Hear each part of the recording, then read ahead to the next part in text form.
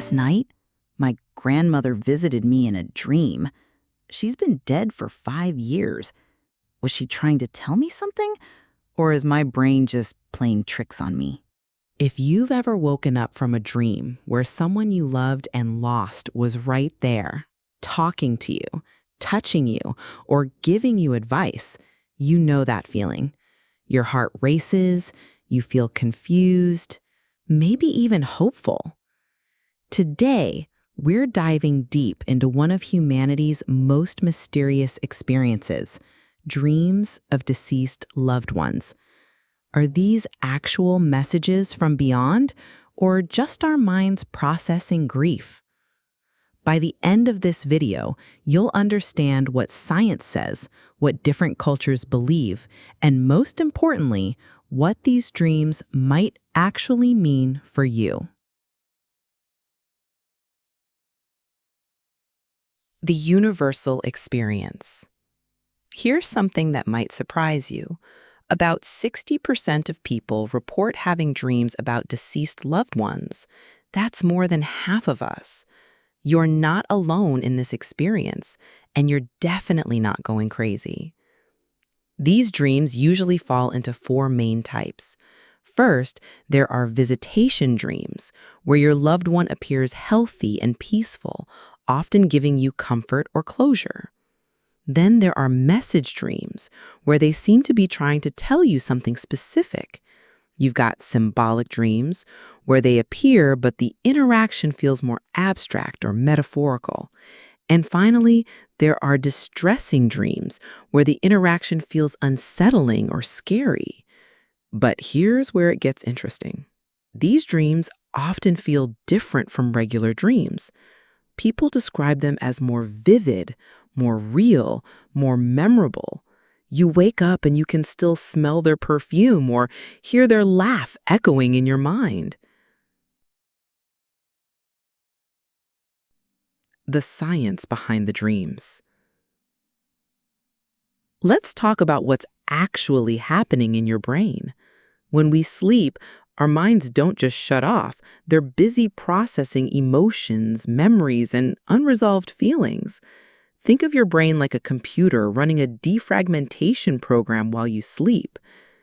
Dr. Patricia Garfield, a leading dream researcher, explains that our brains are constantly trying to make sense of loss. When someone important dies, your mind has thousands of memories, emotions, and unfinished conversations to sort through. Dreams become the workspace where this processing happens. During REM sleep, the part of your brain that handles logic takes a backseat. Meanwhile, the emotional processing centers light up like a Christmas tree. This is why dream logic makes perfect sense while you're sleeping, but seems bizarre when you wake up. There's also something called continuing bonds theory. This suggests that maintaining a psychological connection with deceased loved ones is actually healthy and normal. Your dreams might be your mind's way of keeping that relationship alive in a new form. The confusion and pain. But here's the problem. These dreams can mess with your head. One night, you're making progress with grief, feeling like you're moving forward. Then, boom, there's mom in your kitchen making your favorite breakfast, telling you everything's gonna be okay. You wake up, and the loss hits you all over again like a truck. Some people become obsessed with these dreams. They start going to bed hoping to see their loved one again. Others feel guilty if the dreams stop coming, like they're somehow forgetting or abandoning the person who died. And then there's the big question that keeps people awake at night. Was that real? Was that actually them trying to reach me?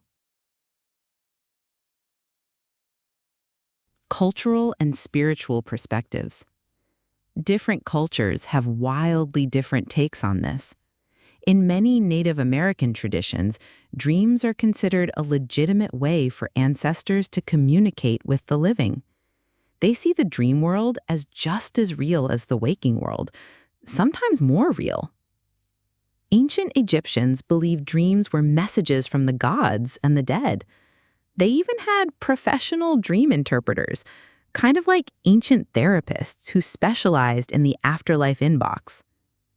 In Mexican culture, especially around Dia de los Muertos, dreams of the deceased are seen as visits during the thin time when the veil between worlds is lifted. These aren't scary encounters, they're family reunions. But here's what's fascinating. Regardless of culture or religion, people describe these dreams in remarkably similar ways.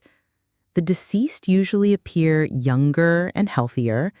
They often communicate peace or love, and they frequently seem to know things about your current life that they wouldn't have known when they died.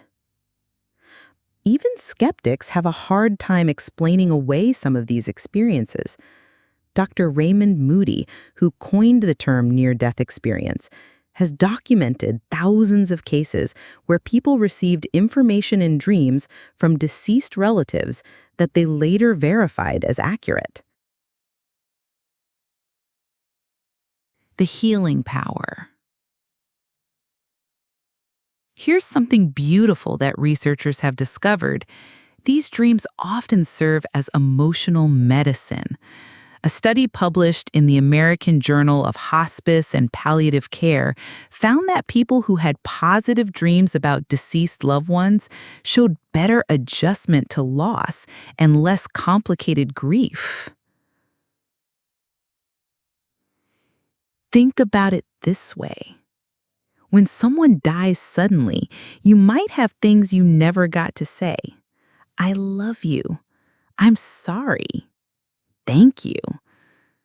These dreams often provide a space where those conversations can finally happen, even if it's just your subconscious giving you permission to forgive yourself or say goodbye. Dr. Joshua Black, who studies these experiences, found that people often report feeling like they received permission to move forward with their lives after these dreams. It's like getting a blessing from beyond to stop feeling guilty about being happy again. The different types explained. Let's break down what different types of dreams might mean.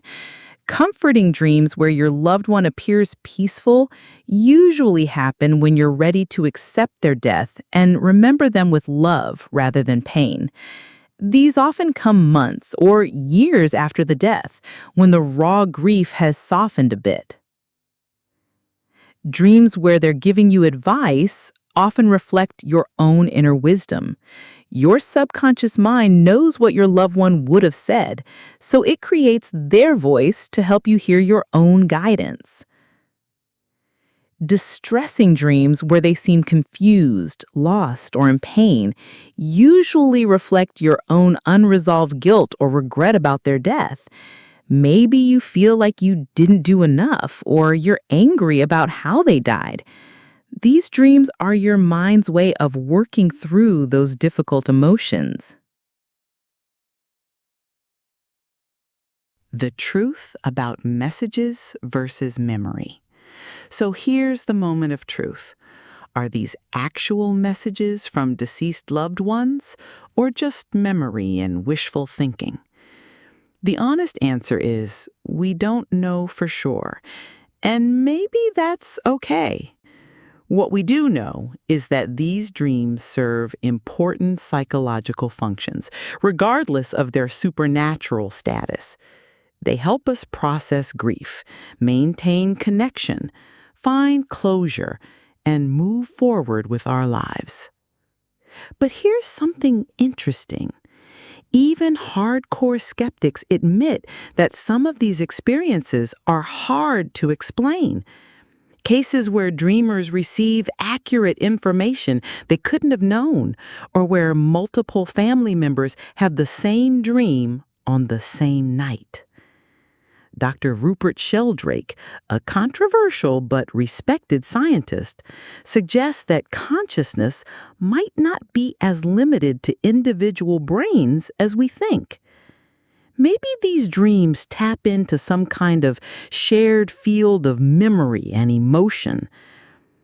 The truth might be that it doesn't matter whether the dreams are real messages or psychological phenomena. What matters is their impact on the dreamer's healing and well-being.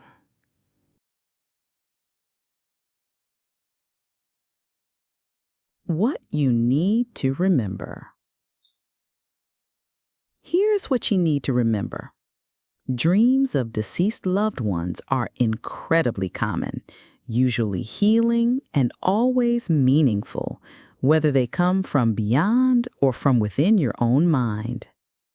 These dreams often help us process grief, find closure, and maintain healthy continuing bonds with people we've lost. The key is not to become obsessed with having them, but to appreciate them when they come and extract whatever healing or guidance they offer. If you're having distressing dreams about deceased loved ones, consider talking to a grief counselor. If you're having beautiful, comforting dreams, treasure them as gifts, whether they come from your loved one's spirit or from the love still alive in your own heart. Remember, grief isn't something you get over. It's something you grow around. These dreams are often part of that growth process, helping you carry love forward instead of just carrying pain. If this helped you understand your own dreams better, check out our next video about the science of prophetic dreams.